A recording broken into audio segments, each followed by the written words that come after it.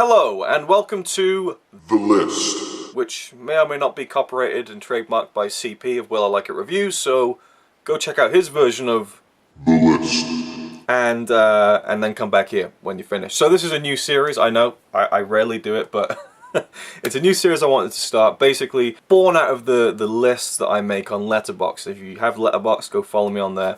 I love Letterboxd, I love lists, so it's a perfect kind of a perfect website for me, but also I thought it'd be fun to transpose those lists that I'm making into video form, but more specifically the lists of movies that I've seen in a calendar year, and to go backwards from 2016 indefinitely. See how far I can take it. At some point there's going to be like 1979, there's only like 4 films that I've seen or whatever, but either way I'm going to do this and it'll be a work in progress, and I'm sure it'll take me forever, as everything does, though I might waffle on for quite a while, but that's kind of the nature of the thing. So what I'm going to do is work my way backwards or forwards, whichever way you want to look at it. I'm going to work from my least favourite film of that year that I'm talking about to my favourite film. And one thing I want to do is to maybe watch a few kind of key films from that year that people talk about as one of the best films of that year that I haven't seen, before doing each consecutive list, and maybe rewatching some of the ones that are near the top of my list in case I think that they're better or worse than when I originally saw them. In this case, in this first video, this first installment in The List, I've watched most of the films in my top 5 more than once, so I feel like I have a good footing on how I feel about those films. And also, at the beginning of this year, 2017, I did my top 20 films of 2016. I called it the rough cut, because there was a lot more films I wanted to see, and I was going to do an updated version. So this will kind of serve as that updated version. And also, I want this to be an interactive series. I want to hear your lists. If you have hundreds of movies from the years I'm talking about, comment them down below. I want to see them, or link me to your Letterboxd account.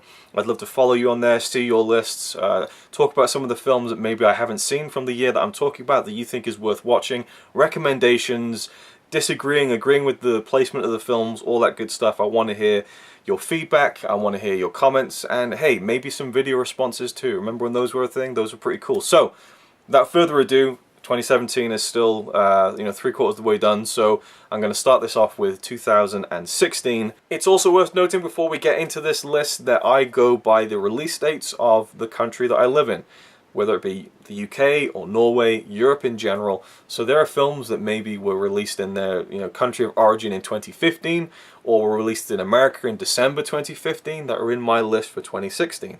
The same goes for movies that came out at the end of 2016 in America. They're in my 2017 list because they didn't come out over here until 2017. That's the way I go. I don't go by year of production, I go by the year of release in the country that I'm able to watch the films in, and that's that. So I hope you enjoy. Let's get cracking on with The List. Now, I have 46 films that I've seen in 2016, and I think my 2017 films that I've seen so far this year is at 45. So I'm already on kind of level to beat my record, so to speak.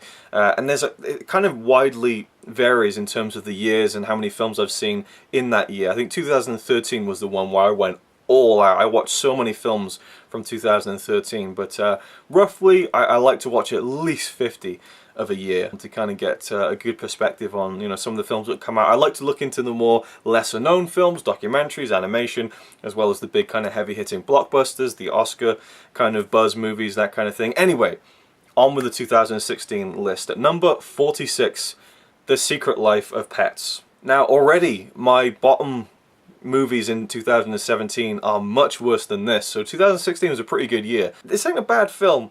I really like the idea of this animation which would show us what pets do when the owners aren't home. I thought it was a really cool idea. They explore it a little bit in the beginning, but beyond that it kind of devolves into this kind of big adventure quest to go across the city and save these people, and I just really zoned out during this, really. It wasn't bad, it just wasn't really anything remarkable. And I think that the strongest part of it was that idea of what pets do when the owners are away from home, but then it just took it into this kind of, they go off on a big adventure. And that's fine. It is a kid's movie, but I felt like it could have done a bit more with that idea. Number 45, Ghostbusters. Wasn't bad. It wasn't bad. It wasn't good. It was just kind of there. The uproar for this film was just so idiotic, so childish, moronic. I mean, I didn't want to see it because it wasn't the original cast. I didn't want to see it because Harold Ramis had passed away.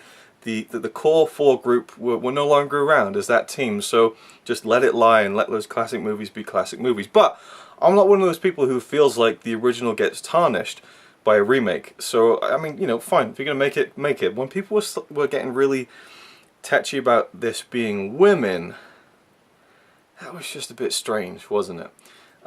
So, I mean, I enjoyed it. There were some good moments. There was a lot of not so good moments. I think we made the mistake of watching the unrated extended cut without realizing it. So it was over 2 hours long. Some of the jokes got stretched out far too long, and you know, Chris Hemsworth was fun. I really liked, was it Kate McKinnon? I thought she was pretty good. Kristen Wiig pretty good. You know, it just was what it was. You know, it didn't offend me. You know, they really squandered the cameos with Bill Murray, Ernie Hudson, and Dan Aykroyd. I mean, when Dan Aykroyd was like, "I ain't afraid of no ghost," I was just like, ooh. They really took a misstep with that one. Anyway, I've already done a video on this, but it was what it was, and that's why it's near the bottom of my list. Number 44, Angry Birds the movie. I was intrigued to see this purely based on Danny McBride, who I'm a big fan of. Even he couldn't really save this. Some of the animation was nice. I liked the kind of you know, tropical island setting. But it was fairly just generic, and a couple of chuckles here and there, but overall, again, very much a kids' movie. The difference in quality between this and, say, The Secret Life of Pets is almost imperceptible, really, but I enjoyed it a little bit more, I suppose. Number 43, The Purge Election Year. I really enjoyed the first Purge movie, and I really loved the second one. Well, I think I might prefer the first one, but I liked how the second one kind of took it out into the city. Like, there was just a nice kind of evolution from the first to the second. The third one, Election Year, I think it's the third one, either way, Election Year, just way over the top, and just, I mean, there's those girl characters who were going around killing people. They were just so unbelievable. There was no real, I mean, I guess the film, obviously, it's an outlandish concept, although, you know, one might think that maybe, you know, give the world 20, 30 years, we might end up with something like The Purge. But yeah, just a bit too outlandish. I felt like the first and second movies were a little bit more grounded in some sense of reality. Just a bit too over the top, and ultimately kind of lost my interest. It was okay, but not great. Number 42, Now You See Me Too. Really enjoyed the first one, but this one just really wasn't as enjoyable, you know. We had the inclusion of Daniel Radcliffe. There's some nice twists here and there, but I felt like the first one was a much stronger film. There's some fun stuff in this, but ultimately, even think about it now, it was quite forgettable. And that will happen throughout these lists as well. There'll be movies where I won't remember hardly anything about them, especially the further back we go, in recent memory anyway. So this one, yeah, just wasn't very memorable to me. But it was still fairly enjoyable, you know, just quite a far away from the first film, which wasn't great to begin with, but, you know, as far as comparing the two films, I think the first one's far superior. Number 41, Star Trek Beyond. Really liked this one. This was a fun, just sci-fi movie. I just had a lot of fun with it. Thought Idris Elba was good as the villain. I like all the cast, apart from Simon Pegg. Never really liked him in these new Star Trek movies. Don't dislike him, he just stands out a bit to me. The accent is a bit much, I think. I would have preferred it if he didn't put it on, because I know his wife is Scottish too, so I don't know, it just seems to rub me the wrong way a little bit. But yeah, I really like this one, actually. And, you know, I can't really remember that much about the three films in this new trilogy. I just know that I really enjoy all of them. You know, it's just one of those things where they're not super memorable, but I have a really good time watching them, and that was certainly the case with this one. And I loved the finale in that city where the visuals were just really cool, like the city and stuff, and kind of the perspective and everything. If you've seen the film, you know what I'm talking about. So yeah, I really enjoyed this one. It was a pretty good sci-fi fun action film.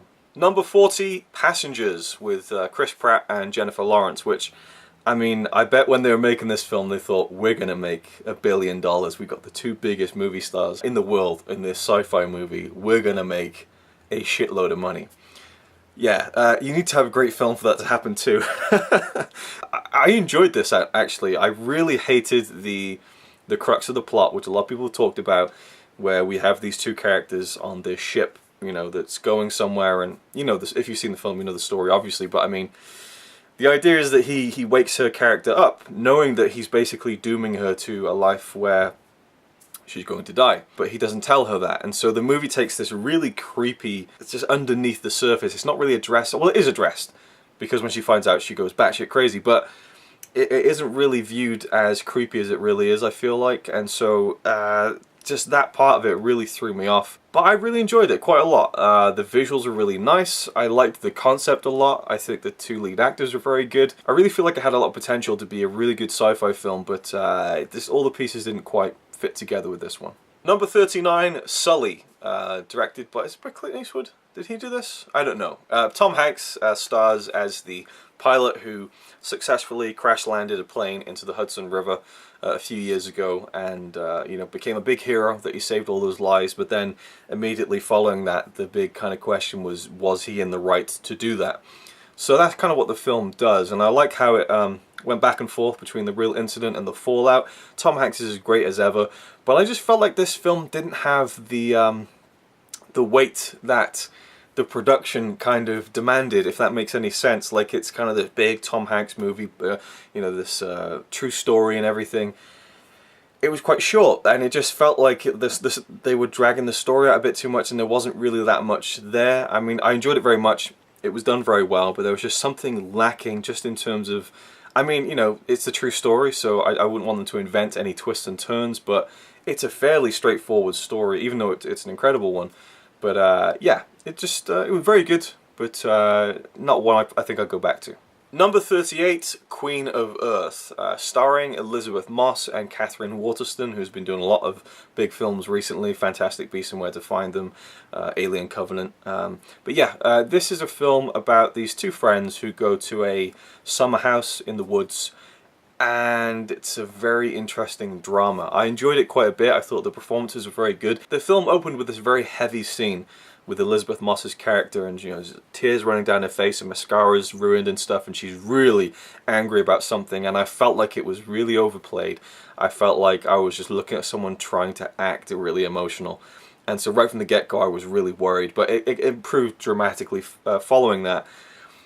Overall though, I just the performances were what really kind of pushed it up my list, I think, and I would really like to go back to it, because I did like the performances very much, but it's a very intimate kind of almost claustrophobic drama of these two friends and their very interesting relationship. I really liked the way it was explored. Ends on a bit of an ambiguous note, so definitely one to go back to, and I enjoyed it quite a bit. Number 37, Mifune, The Last Samurai, a documentary about the life and film career of Japanese actor Toshiro Mifune. And yes, I will be including documentaries on this list. To me, they're just as valid, especially ones that get kind of a theatrical release. I really, really like this. I mean, Mifune, to me, is one of the greatest actors of all time, and this documentary does a very good job of filling in the kind of the fluffy blanks of his life to people who might not know everything. And I certainly had never really delved into his history, so it was really interesting to me, and they got a lot of really good people to interview in this film. People who'd worked with him on films, and people who'd worked with Kurosawa, so there's a lot of interesting stories to tell. So yeah, really good documentary. Nothing spectacular, but the source material is so rich that it was really just a delight to watch, and I highly recommend it to any fans of the actor to check out. Number 36, Batman v Superman, Dawn of Justice. Yeah, I enjoyed this. It was really good. That's about it. You know, I haven't watched it again, and so I do feel like this is one that probably could have benefited from a rewatch and would probably be drastically different on my list once I check out the Ultimate Cut that everyone keeps raving on about. I'll get to it one day, I will. I plan on picking up the Blu-ray and checking out the Ultimate Cut. I've only seen it the once in the cinema. It was really good, entertaining. I thought Ben Affleck was fantastic as Batman. The Lex Luthor thing, I mean, the whole movie is kind of, well, I guess not the whole movie, but the central villain is Lex Luthor, and I just didn't care for the performance at all from the actor, whose name completely slips my mind now. You know the guy. He just looked like he was trying to be, I don't know, just trying too hard. Didn't like the take, and ultimately some decisions, you know, the whole Martha, you know, wait, what? Hated that so much, but I mean, I loved the visuals, you know. I thought that the score was good, you know, it had that suitable epic feel to the story, and it was a really good time at the cinema.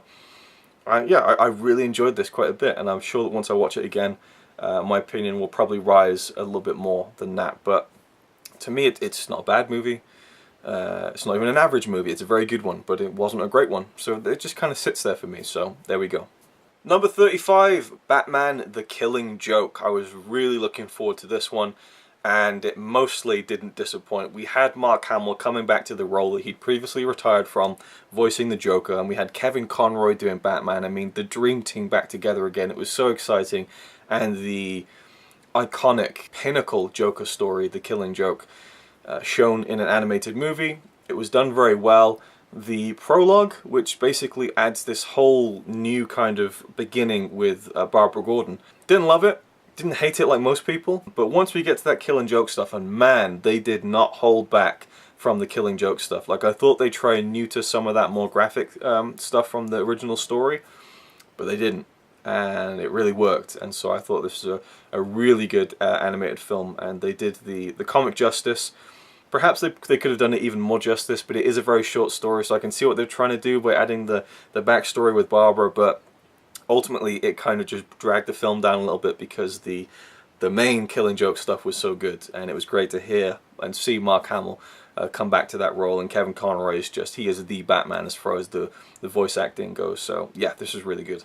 Number 34, Independence Day Resurgence. Oh yeah, I'm putting this above Batman v Superman. You're damn right I am. I loved this. Just, you know, you can all sit there hating this film all you want. I'll be driving by waving with a copy of it on Blu-ray. I haven't bought it yet, but I plan to, and I plan to watch it again and enjoy it all over again. Not a great film. Was the original? Not really. You know, I'm a big fan of the original. I went to see this in a double bill that screened the original movie first and then the midnight screening of Resurgence, and so it was a great double bill cinema experience. I enjoyed the hell out of it. Again, it's dumb, it's stupid, it's big, it's loud, you know, it's not quite Michael Bay levels, but it's, you know, it was fun, and I really wish it had done well and we could have seen the third film they'd got planned. But you know, it's just a good time, you know, big, loud, you know, like massive, you know, mass hysteria, mass destruction, you know. I just love the Roland Emmerich canon of the world being destroyed. I don't know what it is. This is an escapism that I love about big disaster movies, and I thought this was a really good follow-up. I loved seeing Bill Pullman back in a movie again. Fucking love Bill Pullman. Jeff Goldblum being Jeff Goldblum, you know. I just really enjoyed it, so it is what it is. Number 33, and this will probably be the most controversial placing, perhaps. Actually, no, there's another one coming up. Deadpool. Yeah, I really enjoyed it. It was a very good film, very funny. Some good action, some really good comedy. I laughed a lot.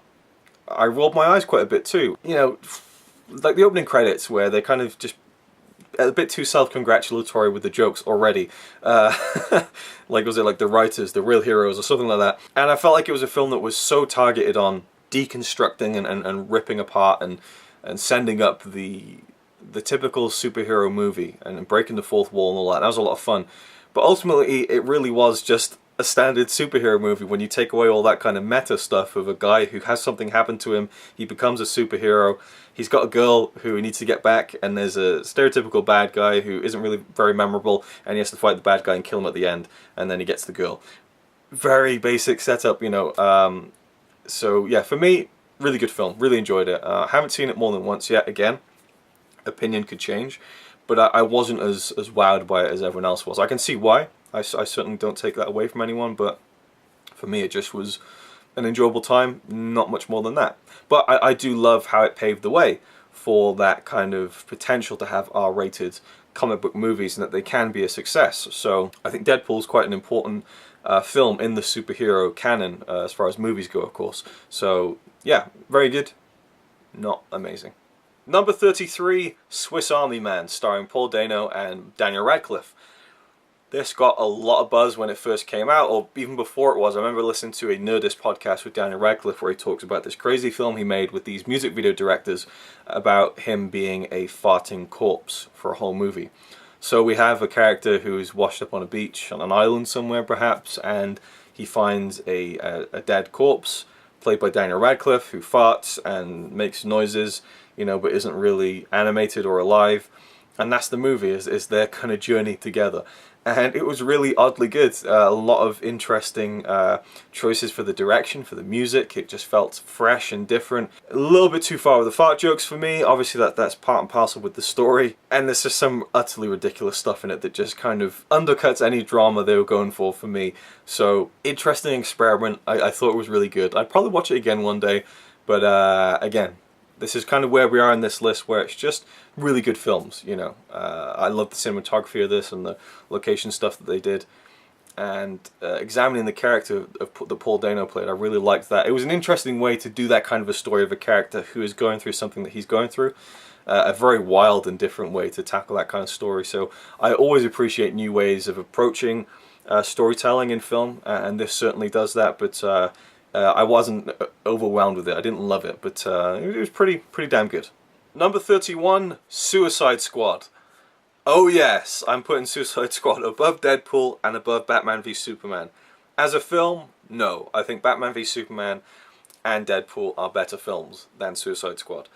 But I think Suicide Squad got a bad rap. I hated when people were saying, oh, the editing is so bad in Suicide Squad, you can't tell anything that's going on. Really? I could tell what was going on. The editing was maybe a bit rushed. Maybe the pacing was a little bit kind of rapid fire, but the editing wasn't a mess. I really didn't like Jared Leto's Joker. To me, I think that character really works if you imagine it as a gangster who's got a Joker fetish, you know?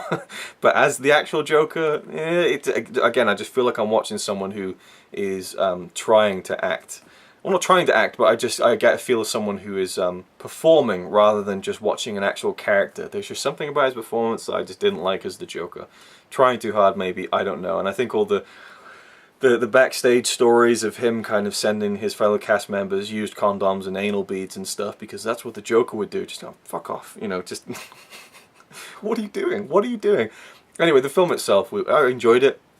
Good time, you know. There's quite a few things about it I didn't like, but overall it was just a, you know, fun little action flick with some, you know, comic book characters. I thought that Margot... Let me check. The fuck is her name? Margot something, right? Margot Robbie, right. She was very good as Harley Quinn. Maybe a little bit too sexualized for my tastes, I get it, but she was very good, very entertaining, a big part of the fun of the movie. It's good, it was good, enjoyable, I enjoyed it. That's all there is to say, really. Even Cara Delevingne, who gets so much shit, and I really don't like that, because people seem to just see, oh, it's a model who's trying to act. She's a good actress, not a great one, but she's pretty good, and I think the problem with her character in this film is just the way that the character was presented, but I think she did a really good job. Maybe I'm just a Cara Delevingne fan. I guess that's it. Number 30, The Danish Girl. Really enjoyed this drama about a man who becomes a woman, and it's a true story as well. Back in the days where it was a lot less accepted, and going through the surgery to have it done and everything. And that character was played by Eddie Redmayne, who had previously won the Oscar the year before for The Theory of Everything, which was completely justified in my opinion. I think that he can be a terrific actor. I didn't like him in this, when he was playing the male version of his character, for want of a better term.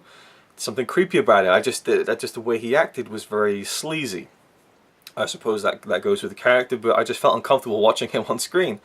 But when he played the female version that was trying to break out of this person, I really loved his performance. I thought it was sweet, it was touching, and really anchored the plot of the movie, which is all based around him becoming a woman. I thought Alicia Vikander was fantastic in this. It was just a really good, well done drama, and I enjoyed it quite a bit. Number 29, Kubo and the Two Strings, the latest Laika movie.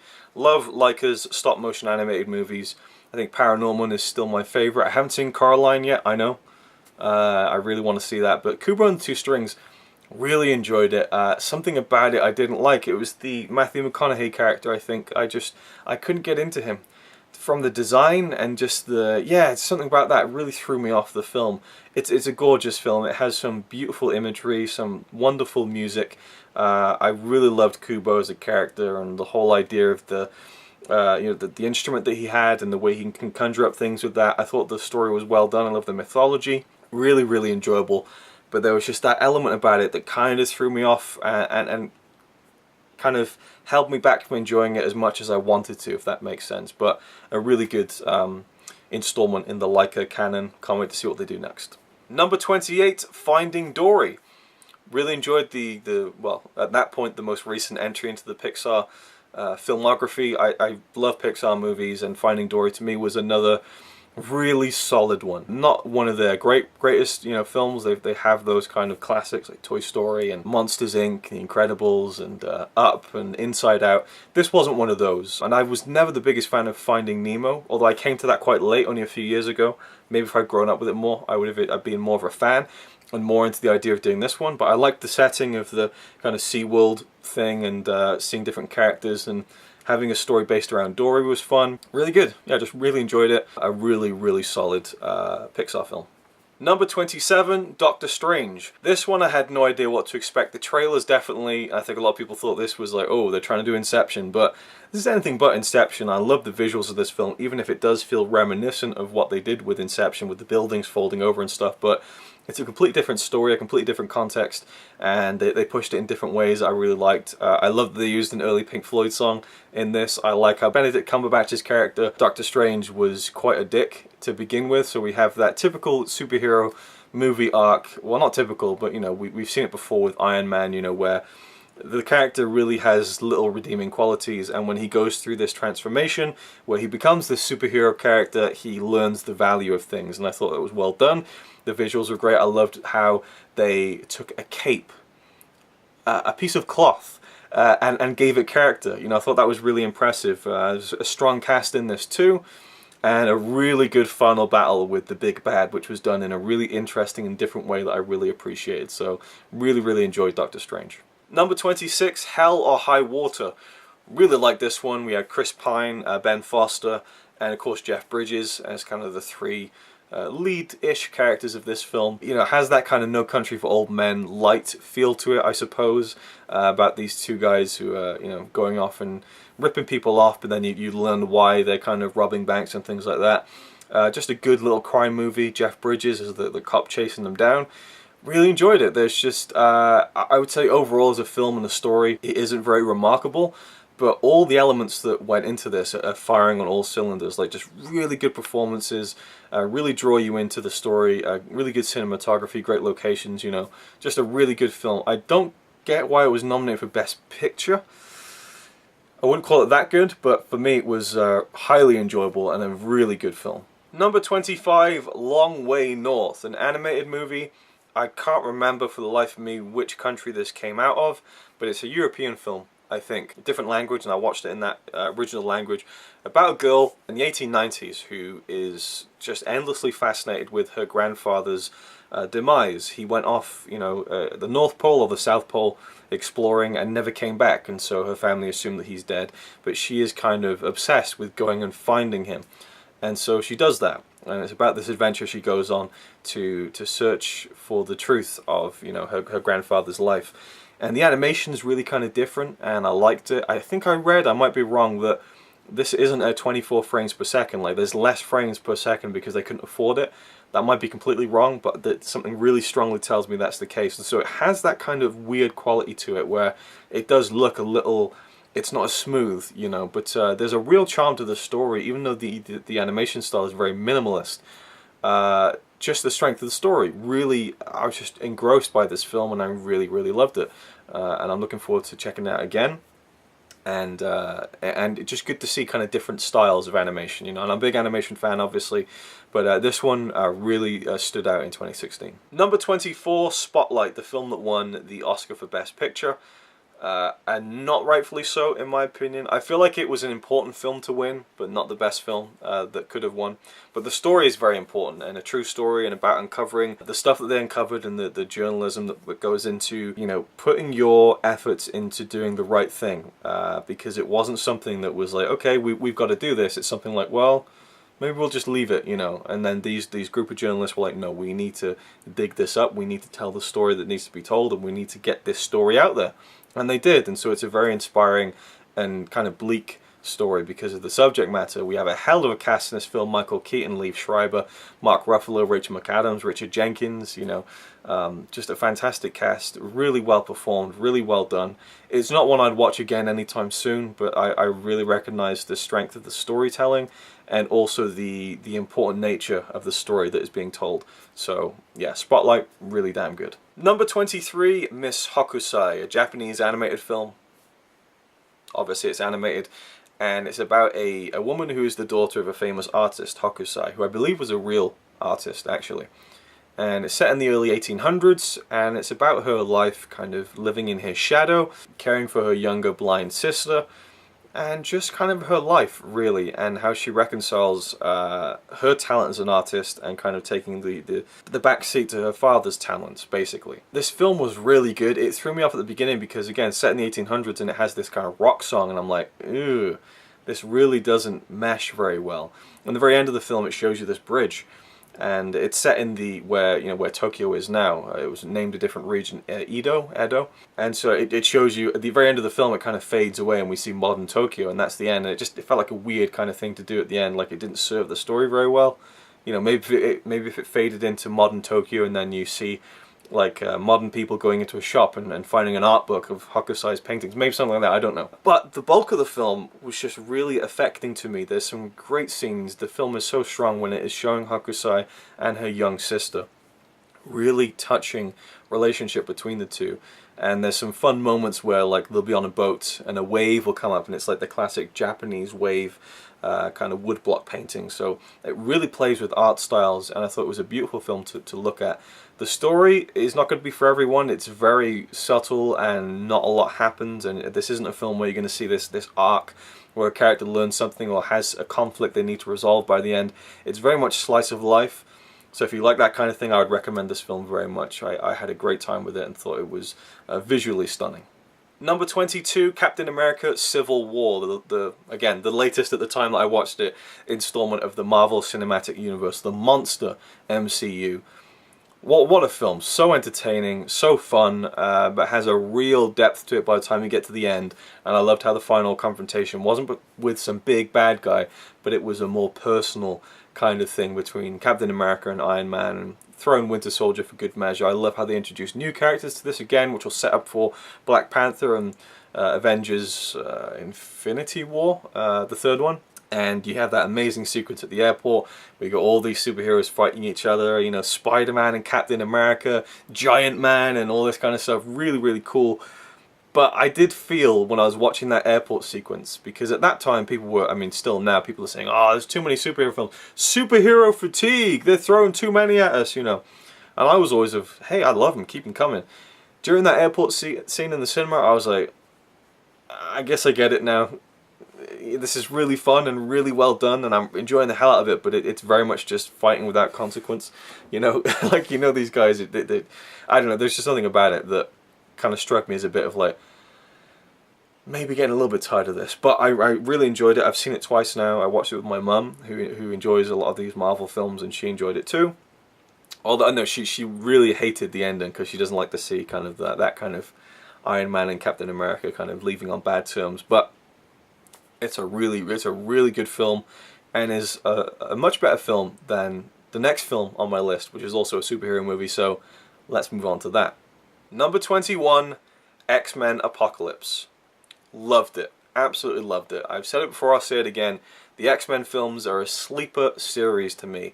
I don't think about them all that much. I don't watch them all that much. But when I'm sat down and I'm watching an X-Men film, I love them, if that makes sense. Like, I don't actively kind of sit in my appreciation of them very much until I'm sat down watching them.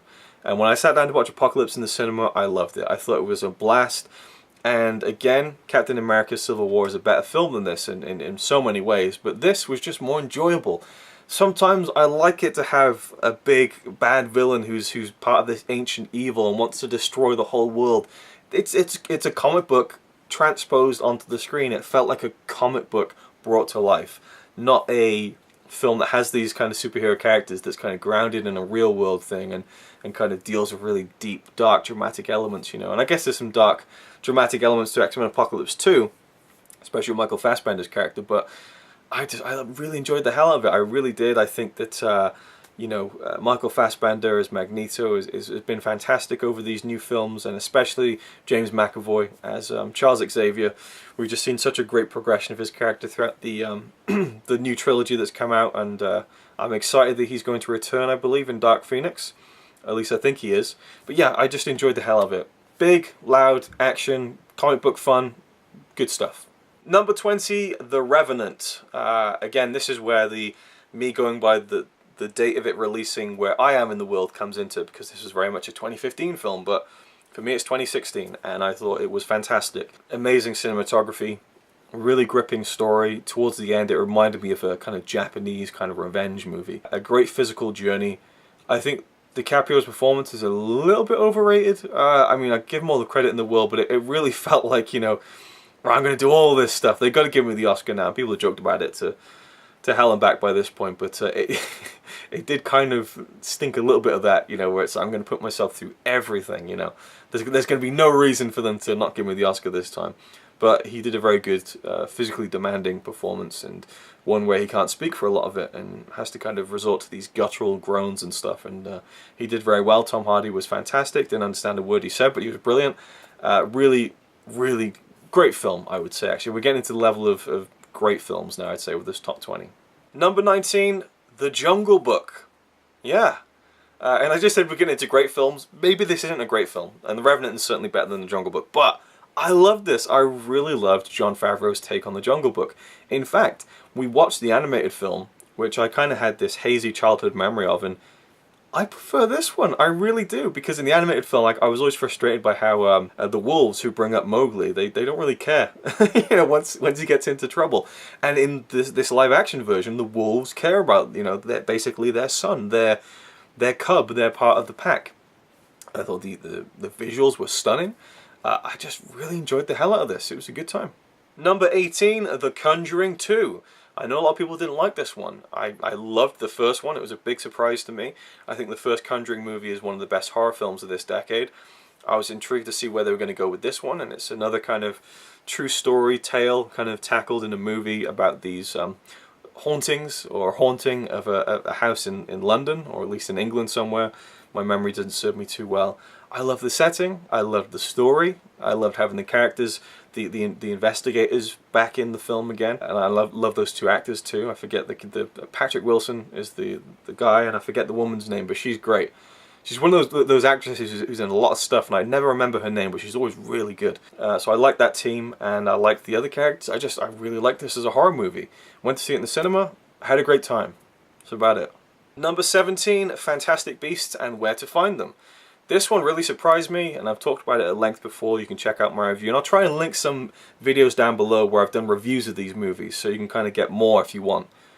I don't know why you'd possibly want more at this point, seeing how long this video is coming, but I loved Fantastic Beasts. I really was surprised by it. Was not keen on the idea at all. As a big Harry Potter fan, the trailers did nothing for me. Went purely out of kind of loyalty to the Harry Potter world, and I had a blast with it. When the film opened and you have that kind of newspaper montage, Grindelwald on the loose, I was like, holy shit, Grindelwald, of course, and it just got me so excited about that world, knowing that this is around the time where Grindelwald, so, and I can't wait for the second one too. I think Jude Law is great casting as Dumbledore, but this was great. I loved how Eddie Redmayne was such an untypical leading hero. Like, he's kind of incapable at times. He's not really the kind of take charge and I'll save everyone. He's very kind of timid and meek, and I loved the core group of characters that got together. And also I was so glad to see Dan Fogler, who I've been a fan of for so many years, get a role in a movie like this where people really get to see how talented he is as a comedic actor, but also as a dramatic one too.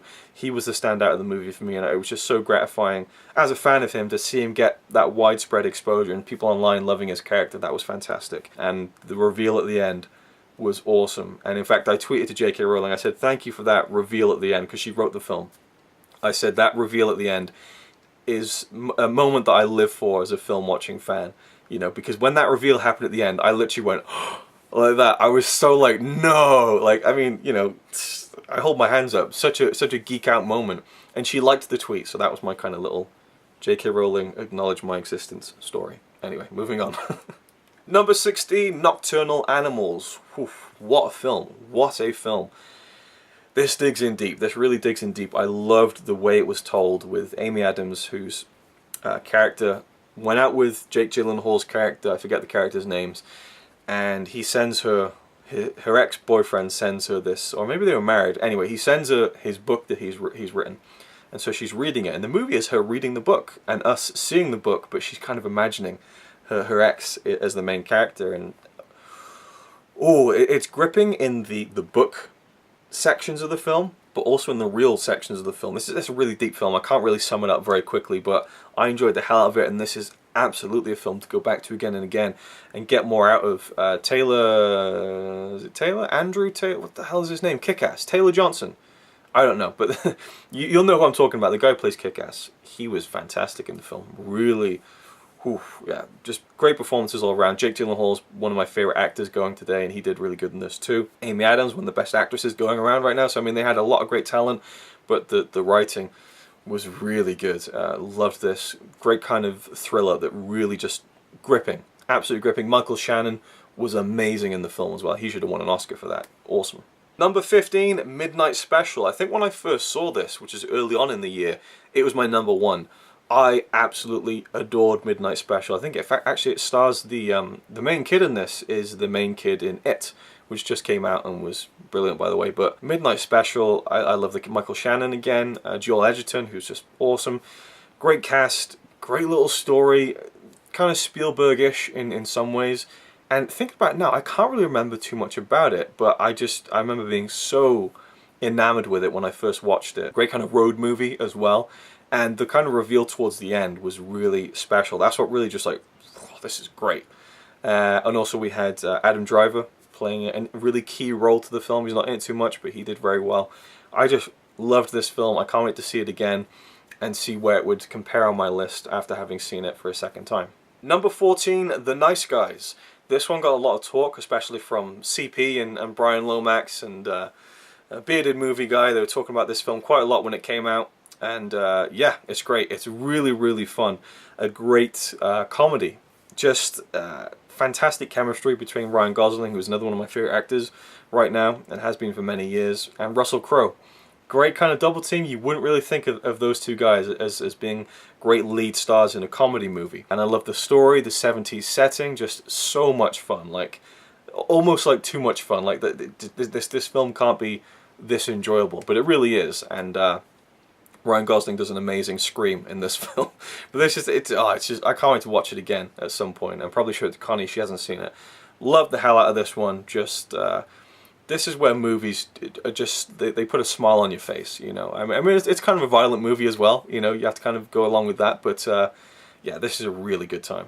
Number 13, 10 Cloverfield Lane. Loved this film. John Goodman is stunning in this film. We have Mary Elizabeth Winstead as well. I forget there's another actor who was down there in the bunker, and basically we follow these characters in this bunker for the majority of the movie.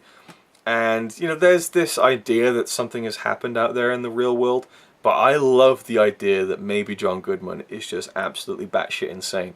And so you can kind of watch most of the movie thinking that that might be the case, and I love that. I love this, the psychological element of this film.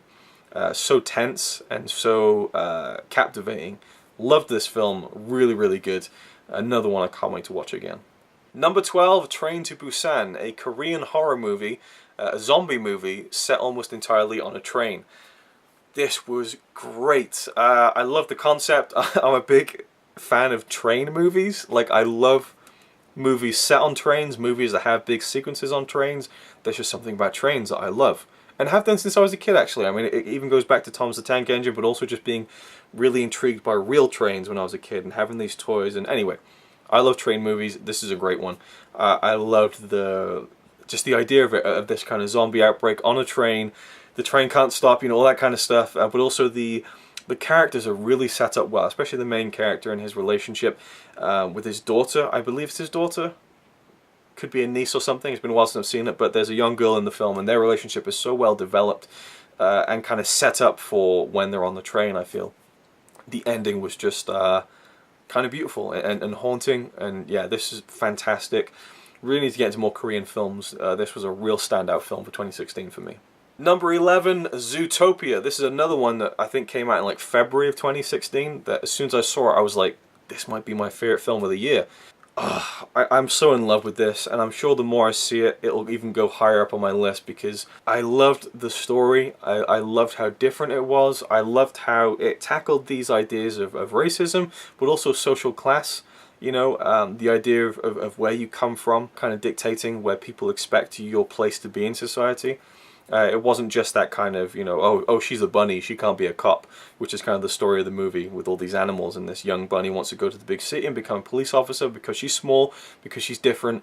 They don't treat her seriously, and you can look at that as being female as well. Lots of ways you can read into it, but none of that feels laid on too thick. It doesn't feel like a kind of social commentary movie, really, because you can kind of strip that away and just have a really good time with this great story, with great visuals, great characters, hilarious jokes, you know, just a really well executed film. But it does have those layers to it that make it a little bit more special. So I loved Zootopia, absolutely fantastic film.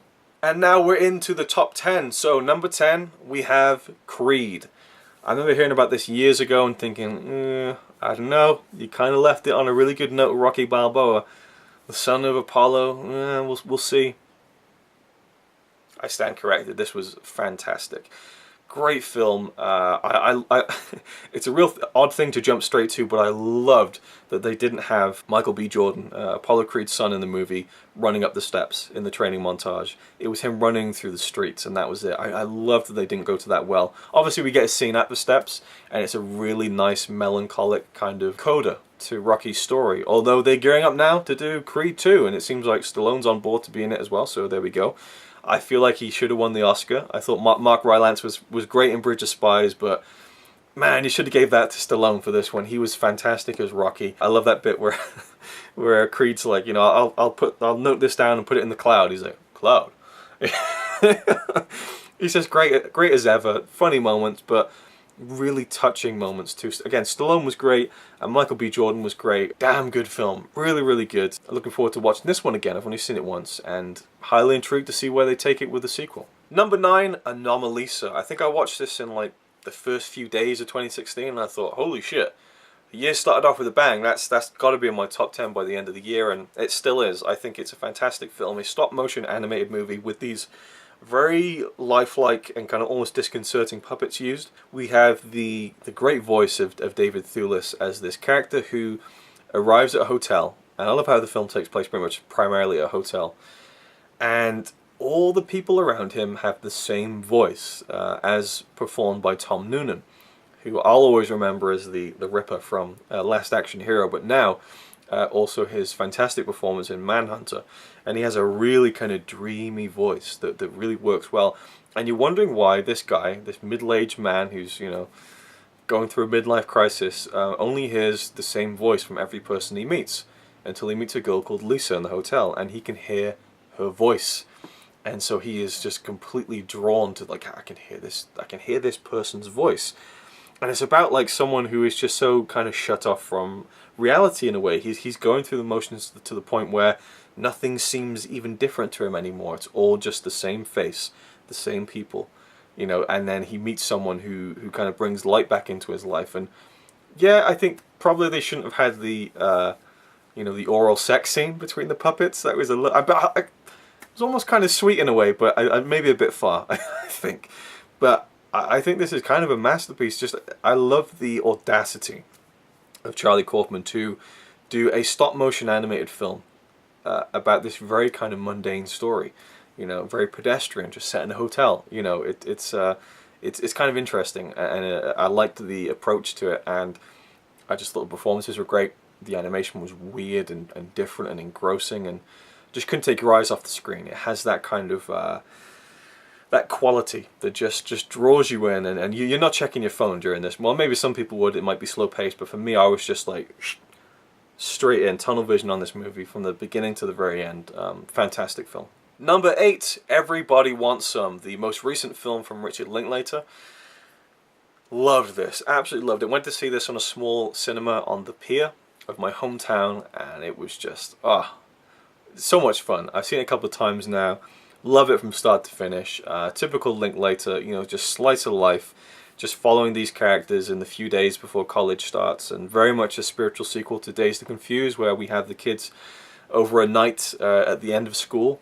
And then in this movie, set in the 80s, not the 70s, we get to see college-age kids, as far as American college is concerned anyway, and kind of their just interactions, you know, baseball team, and then, you know, dating, that kind of stuff. Zoe Dutch, that's how you pronounce her name, Leah Thompson's daughter, great in this film. And the cast, at the end, I love most of the male leads in the film. We have Wyatt Russell, Kurt Russell's son. I love him too, and he has a great scene in this where they're listening to Pink Floyd. So I mean, I loved that. But I just love spending time with those characters. Love this film from start to finish. Definitely one of my favorites. Had to be in the top 10 at least. Not for everyone, but I loved it. Number 7, Victoria. I'm not sure if this is a German film or a Spanish film. I'm really not sure, but it's European. Set in Belgium. See this film. This was incredible. Not to kind of overhype it too much, but I thought this was a kind of a masterpiece. Now, the thing is, there's a gimmick to it, if you don't know. The gimmick is that this film was shot in one take. Now, we have the one-take movie like Birdman, which is actually comprised of many different takes, but is made to look like it's one take. Or we have Hitchcock's Rope, which is made to look like it's one take, but it's, you know, the camera zooms in on someone's back and it cuts, you know.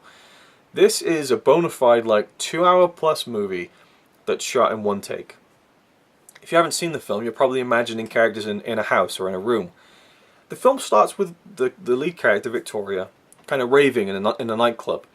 She leaves the nightclub. She goes through the streets. She meets some guys. She goes off with them and hangs out with them in another building on a roof. And then they go back down again. And then they end up kind of doing something pretty big, you know. I won't spoil what, but it involves a lot of other characters and moving across this city.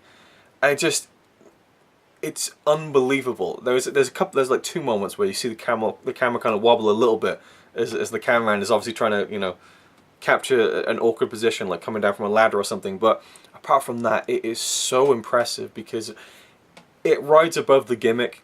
It's not just, oh, it's so impressive that it was shot in 2 hours, but the story is gripping, the acting is good, and it just draws you in, and it just has this, you know, I love experimenting with film.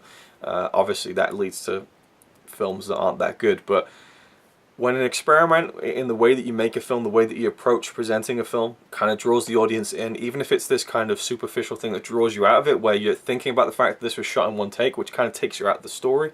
But I think sometimes that can actually work to making it this unique experience, and this film for me was just stunning. I absolutely loved it. Cannot wait to see it again, and highly recommend it. Number 6, Hunt for the Wilder People. I adored this film out in New Zealand, directed by Taika Waititi, who is now has just finished making the new Thor movie, and I really liked his film What We Do in the Shadows. This one was just such a delight. We have Sam Neill and we have Julian Dennison as this young boy, Ricky Baker, who, and that should speak to the film that I remember the character's full name. Ricky Baker is this young kid who just has been bouncing around foster homes, and he ends up with this woman and her husband, played by Sam Neill, who's very gruff and just not really interested in adopting this kid or you know, fostering them. So they're in the kind of the country of New Zealand. It's not really a populated area, and we end up following the character of Ricky Baker and Sam Neill's character off into the woods. The Wilder people, and everyone's on the hunt for them basically because they've disappeared. Sam Neill's character hurts his leg, and they have to stay in the woods for a couple of weeks, and so they've kind of disappeared from public eye, and so everyone's after them, and it just turns into this big kind of chase movie through the woods in a weird way. But Julian Dennison, who I believe has been cast in Deadpool 2, which sounds perfect to me, he was incredible as Ricky Baker. I mean, he kind of conveyed this kind of this sad story of this kid who really had no one that loved him, but beyond that, he is just knockout hilarious, like so funny. This film had me laughing from start to finish, but it has a real heart to it too, and it goes where you would expect it to end up, but it's you know, no less touching. Fantastic film. Number 5, Moana. I don't know where this was on my list when I did it at the beginning of 2017, but it has risen dramatically. When I first saw this film, I said that it was one of the best films I've seen, that is so utterly predictable from every beat. Like, at the beginning I'm thinking, oh, it's like Lion King, you know. Up on top of the mountain, look, everything you see before.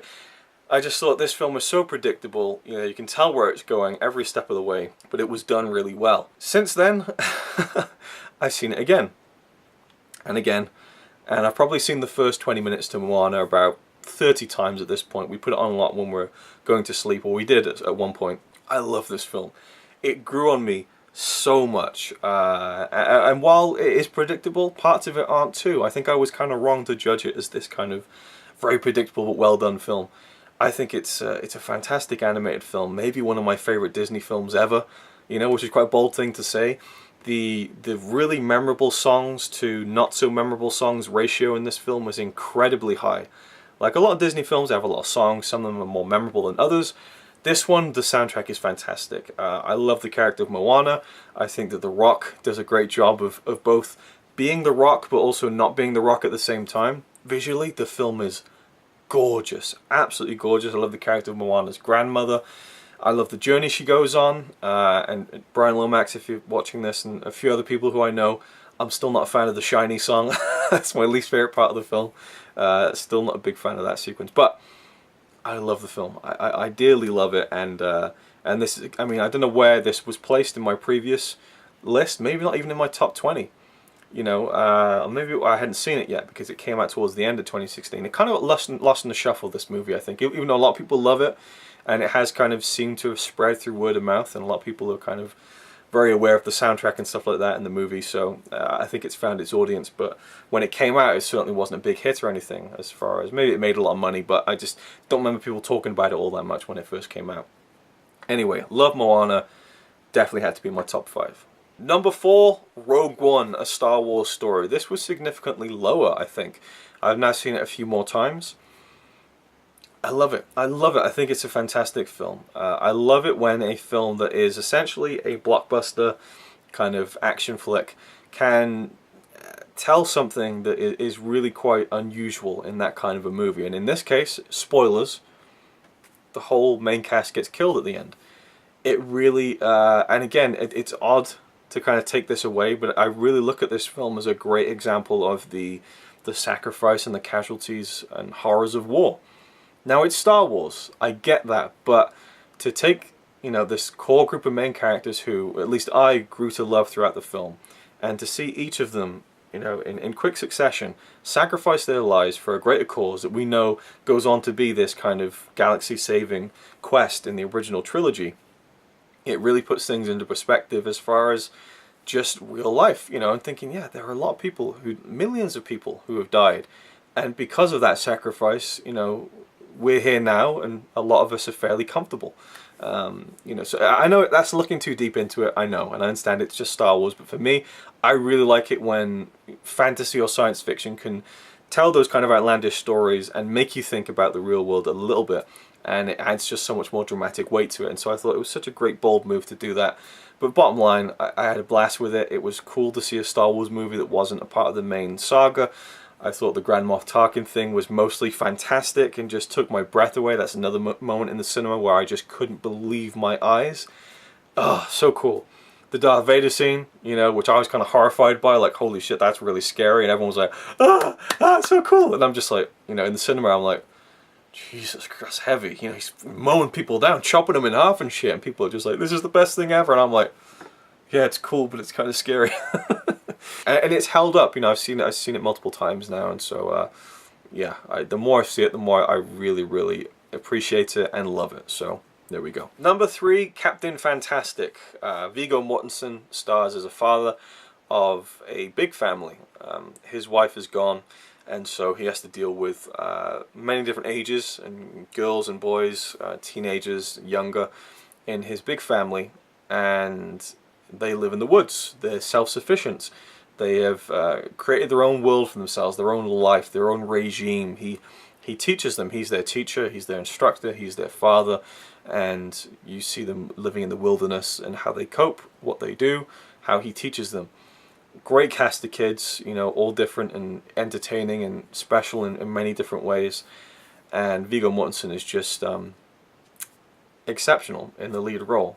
And it becomes a mission for them to go and salvage their mother's funeral because it's being taken care of by their mother's family, and they don't want Viggo Mortensen's character involved or invited because he wants his wife to have the funeral that she wanted based on the beliefs that she had. But her family just want to throw that all out the window and give her a very traditional kind of Christian, church funeral and everything like that. So it becomes this big mission for this father and all his kids to jump in the school bus that they drive around in and go on this road trip. And along the way, he's trying to teach them about the real world, and we're seeing the kids that kind of see these things for the first time. The eldest son kind of sees what it's like to go and meet a girl and kind of flirt and date and that kind of thing. It's just an incredible film, and I've seen it twice now, and it was just as good the first time. Definitely check this out if you haven't seen it. One of the best films of 2016 by far, and a new favourite of mine, I think. I just loved it. Number 2, Arrival, from Denis Villeneuve. Can never pronounce his name.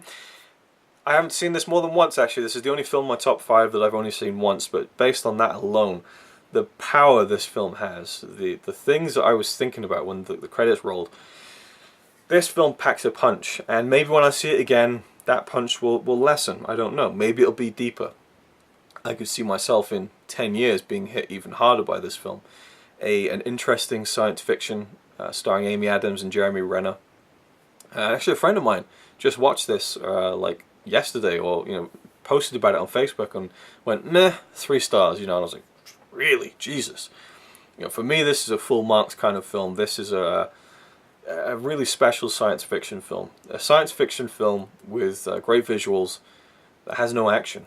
This is all in the head. This is all kind of it's conceptual. There's this vessel that comes down, and Amy Adams' character is tasked with going inside this vessel and trying to communicate with this alien species. And it's about the language and the language barrier and how we would deal with it, what we would say to aliens and all that kind of stuff. And it deals with those issues, but it also deals with this woman and her struggles within her own mind over certain things that very much play into the third act of the film.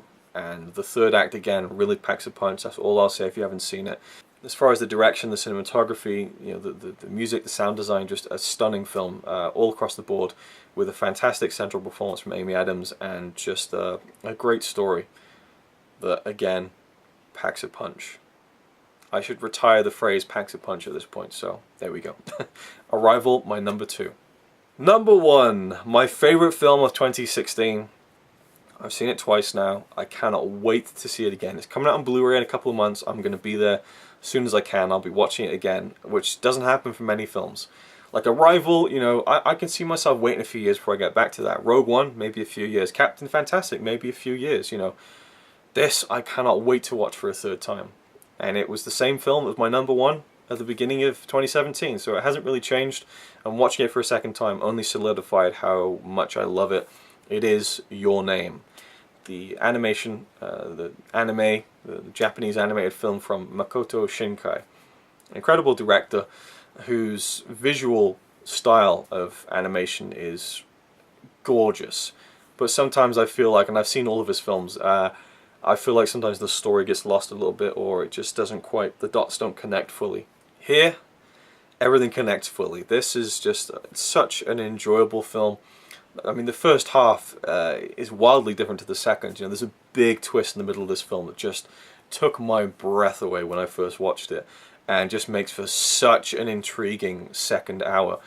And the first hour, I mean, is very much a kind of fun, light and bubbly kind of body switch, comedy, about these 2 young teenagers, a boy and a girl. The boy lives in the city, the girl lives in the country, and every other morning they wake up in each other's bodies, and they learn to kind of deal with this, and it's just such a joy to watch. But then the story takes a sharp turn, and took my breath away. Like I said, captivating, visually gorgeous, great music, great story, great kind of concept, and really plays out to a wonderful finale.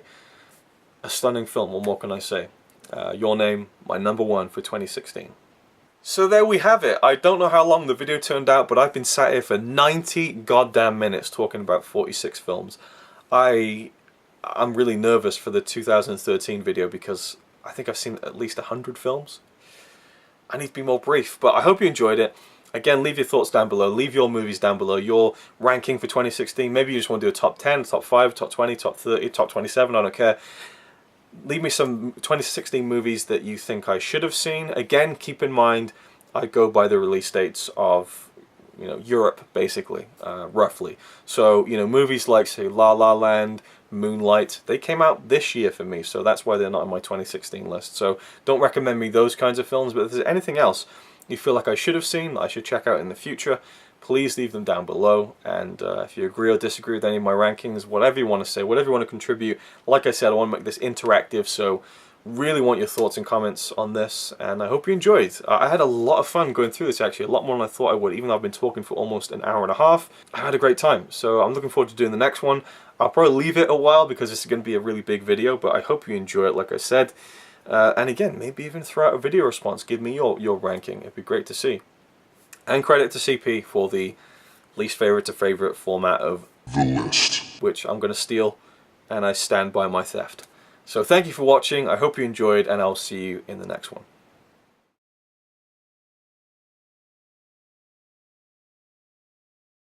Yeah, flip those around. Sully, Queen of Earth, and Mifune. Yeah, so, okay, we'll try and retcon this. 39, Sully. I forget the actress who plays the lead character in this, but she was very good. And we had, I forget the other character, fucking, This is going to be such a long video. Holy moly. Alex Ross Perry, Elizabeth Moss, and Catherine Waterston. So again, this one would be 39. Number I should change that. That's not a good one. I think I said that one was 39. So then 38 would be Queen of Earth. Number 37. Yes, that was 37. Margot. Let me check. The fuck is her name? And the I forget the woman's the actress's name who plays the the fuck is her name? There's so many moments that need to be deleted. Alicia Vikander. I already realized it before I clicked on the title. I thought fucking hell. Really, really good film. Really strong drama. Done really well. You have a killer cast. Michael Keaton and Mark Wahlberg. The fuck is his name? Mark Ruffalo. Rachel McAdams, Liev Schreiber, Stanley Tucci, Billy Crudup, Richard Jenkins. The amount of outtakes in this is unbelievable. Oh my good God almighty. He's alright by me. Apart from the fact he throws cans and calling into a tree. Yeah, he's really cool. Yeah, he's really cool. But he's not quite as cool as you, 'cause